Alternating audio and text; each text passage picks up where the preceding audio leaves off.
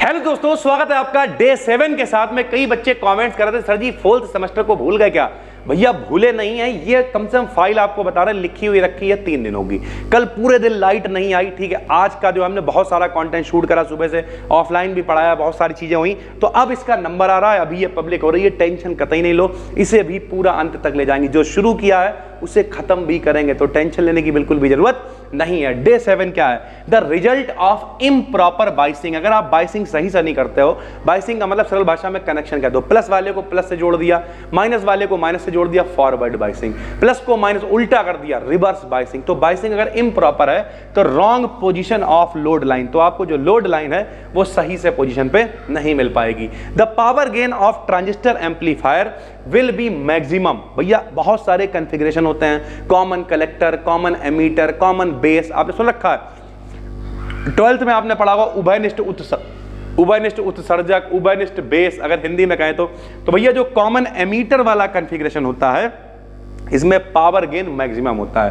Power gain of transistor amplifier will be maximum. तो याद रखना, पावर गेन किसमें मैक्सिमम होता है? कॉमन एमीटर कॉन्फ़िगरेशन में मैक्सिमम होता है सर जी, ठीक है। उसके बाद फेज रिवर्सल इज पॉसिबल। जो फेज रिवर्सल है वो किसमें पॉसिबल होता है? तो फेज रिवर्सल भी पॉसिबल होता है कॉमन एमीटर कॉन्फ़िगरेशन में। In common base configuration, common base की बात कर लो, करंट गेन ऑफ ट्रांजिस्टर, तो ट्रांजिस्टर का जो करंट गेन है वो 1 से कम होगा, यानी सरल भाषा में कॉमन बेस कॉन्फ़िगरेशन में करंट गेन कम होता है 1 से भाई, ठीक है। In computer common base common emitter have high current gain, यानी जितने भी भैया इन कंपैरिजन, सॉरी सर जी, इन कंपैरिजन मतलब जब तुलना करते हैं किसकी, कॉमन बेस की और कॉमन एमीटर की, तो भैया किसका जो है वो ज्यादा होता है करंट गेन? तो in comparison of common base, common base का कम होता है, 1 से कम होता है। कॉमन एमीटर का जो करंट गेन है वो ज्यादा होता है। अभी बताया आपको पावर गेन ज्यादा होता है, P बराबर BI। कॉमन एमीटर में P ज्यादा है तो I भी ज्यादा होगा भाई, ठीक है।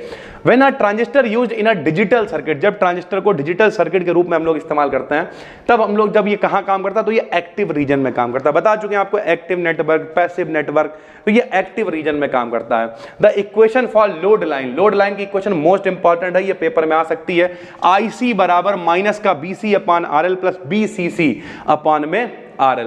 For silicon transistor the knee voltage, knee voltage समझते हो इस तरीके से आता है, फिर एक्सपोनेंशियली बढ़ता है, तो ये जहां से मुड़ा होता है इसे नी वोल्टेज बोल देते हैं। तो सिलिकॉन ट्रांजिस्टर के लिए नी वोल्टेज कितना होता है? तो बता ही चुके हैं भैया, 0.7 वोल्ट होता है सिलिकॉन के लिए।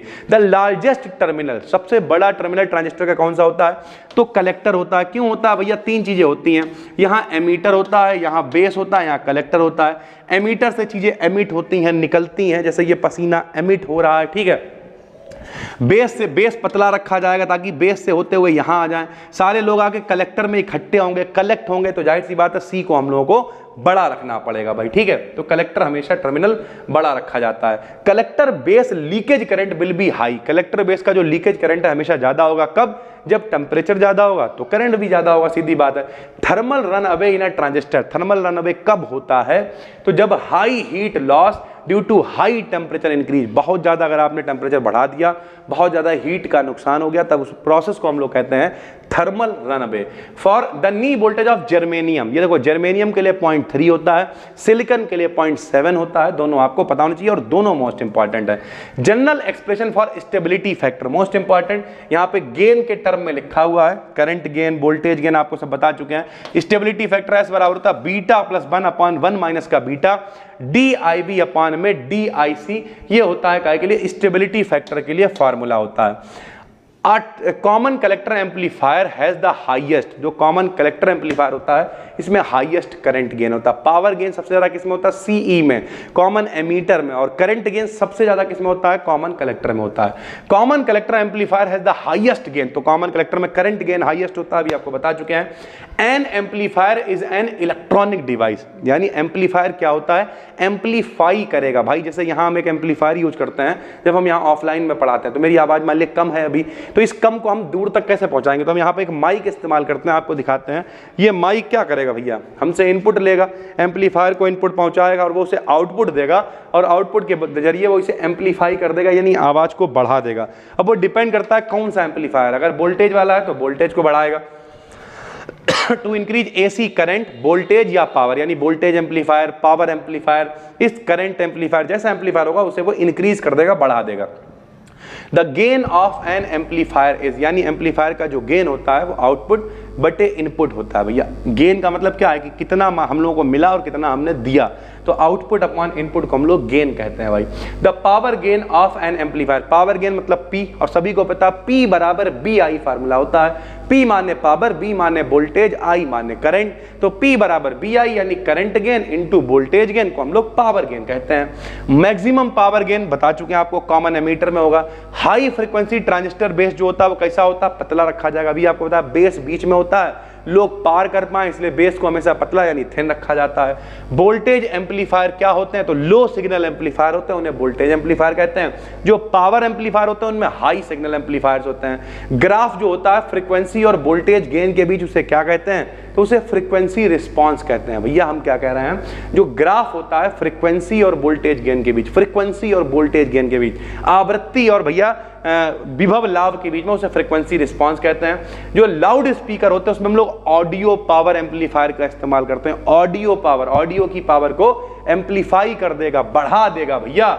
निगेटिव फीडबैक क्या होता है, तो फीडबैक क्या होता है भैया, जैसे हम क्या करें कि हम जो बोल रहे हैं वही आवाज हमें सुनाई दे भैया, ठीक है, वापसी हमें मिले और हमें पता चले कि भैया हम क्या कर रहे हैं, तो वो उसे फीडबैक कह देते हैं। या फिर हम कहते हैं हमारी ही आवाज और यूज करके इस्तेमाल करी जाए और बढ़ाने के लिए, तो फीडबैक मतलब वही चीज को दोबारा से यूज कर लेना। निगेटिव का मतलब जब वो आवाज हमें डिस्टर्ब करेगी तो निगेटिव, हमारी आवाज की सुंदरता को बढ़ा देगी तो पॉजिटिव फीडबैक हो जाएगा। तो जो निगेटिव फीडबैक एम्पलीफायर होता है वो गेन को कम कर देते हैं भाई, ठीक है।